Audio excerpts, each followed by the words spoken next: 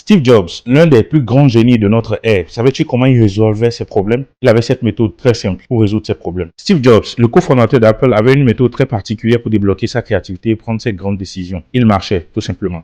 Pas devant un tableau blanc, pas en réunion, pas enfermé dans un bureau.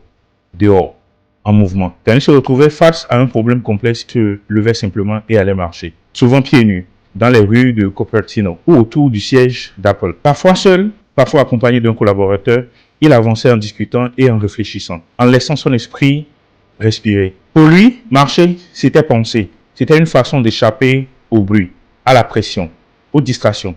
En marchant, il voyait les choses autrement. Les idées se connectaient naturellement, les tensions se dissipaient et les solutions apparaissaient plus clairement. Son biographe, Walter Isaacson, raconte que Steve Jobs préférait les réunions à pied parce que, en marchant, les échanges devenaient plus vrais, plus ouverts, plus créatifs.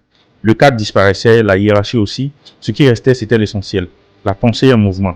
Et la science a fini par lui donner raison. Une étude de Stanford, de l'université de Stanford, a démontré que la marche pouvait augmenter la créativité de 60%. Pourquoi? Parce que, en marchant, le cerveau se libérait du stress et du brouhaha mental. Il entre dans un mode plus fluide, où les idées circulent librement. C'est ce qu'on appelle la pensée associative. Ton esprit commence par relier les concepts qui jusque-là semblaient sans rapport. Mais Steve Jobs allait beaucoup plus loin que ça.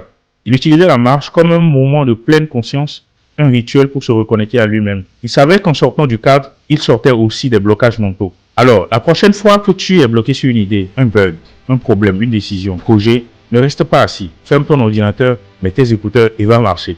Pas pour fuir tes problèmes, mais pour leur donner de l'espace. Parce que, parfois, la meilleure façon d'avancer, c'est simplement de faire un pas.